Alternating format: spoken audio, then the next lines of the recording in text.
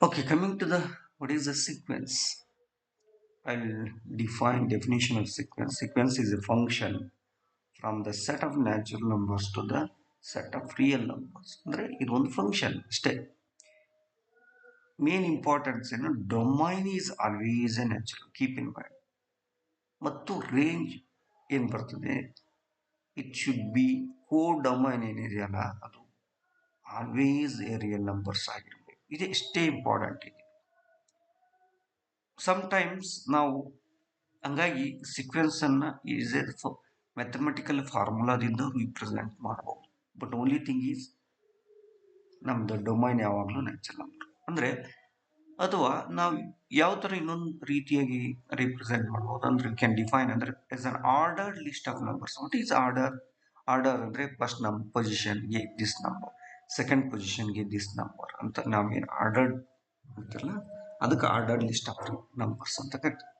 ಈಗ before going to range of sequence ನಾವು ಒಂದು ಎಕ್ಸಾಂಪಲ್ ಹೇಳ್ತೀನಿ ನೋಡ್ರಿ. ಇಲ್ಲಿ ಎಕ್ಸಾಂಪಲ್ ನೋಡ್ರಿ. ಈಗ for example F of N is two one up ಇದೆ. ಇಲ್ಲಿ ನೋಡ್ರಿ ಡೊಮೈನ್ ಏನಿದೆ ಎನ್ ಅಂದ್ರೆ ಎನ್ ಬಿಲಾಂಗ್, ಇಲ್ಲಿ keep in mind N belongs to natural numbers.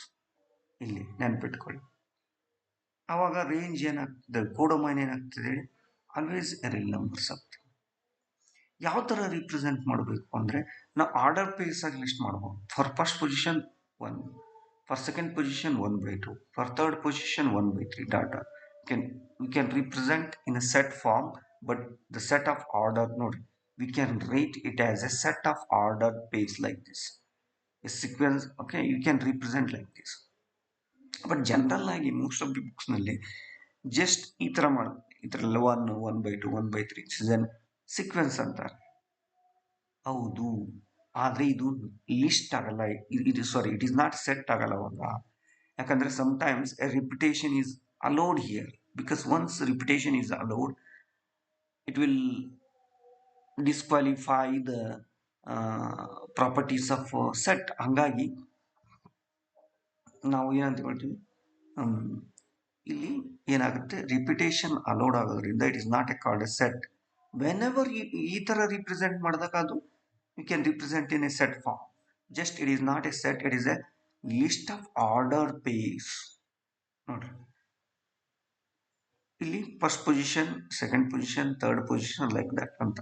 Okay, ಇದು ನೆಕ್ಸ್ಟ್ ರೇಂಜ್ ಆಫ್ ಸೀಕ್ವೆನ್ಸ್ ಅಂದ್ರೆ ಇಲ್ಲಿ ಬರ್ತದೆ set of all distinct terms of a sequence. ಅದು ಬರ್ತದೆ ಅವಾಗ. ಫಾರ್ ಎಕ್ಸಾಂಪಲ್ ಎನ್ ಇಸ್ ಬಿಟ್ಟು -1 ಪ್ಲಸ್ 2 ಎನ್ ಇದೆ. ಫಸ್ಟ್ ಪೊಸಿಷನ್ಗೆ -1 ಬರ್ತದೆ, ಸೆಕೆಂಡ್ ಪೊಸಿಷನ್ಗೆ 1 ಬರ್ತದೆ, ಥರ್ಡ್ ಪೊಸಿಷನ್ -1 ಬರ್ತದೆ. ನಾವು ಲಿಸ್ಟ್ ಆಫ್ ಆರ್ಡರ್ ನಂಬರ್ಸ್ ಇದ್ದಾಗ ರಿಪಿಟೇಷನ್ ಇಸ್ ಅಲೌಡ್ ಇಲ್ಲಿ.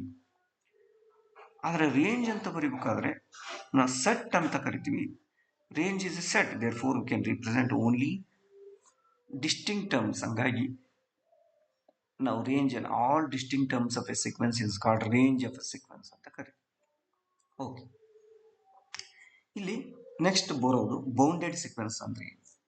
ಬೌಂಡೆಡ್ ಸೀಕ್ವೆನ್ಸ್ ಅಂದ್ರೆ any term you can take, first position number term or second position term or any term for all n belongs to nature.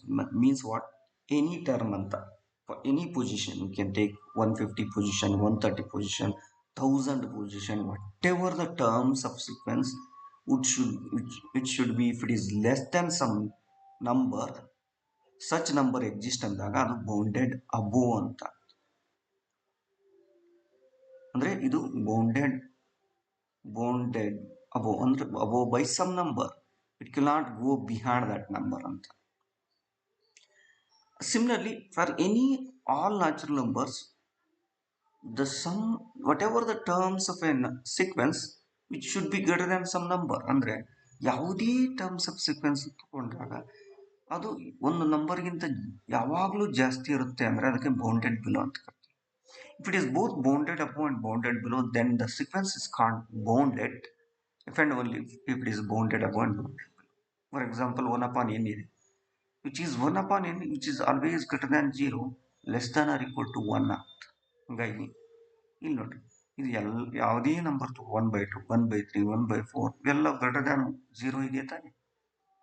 ಹಂಗಾಗಿ ನೋಡ್ರಿ, okay, ಇದು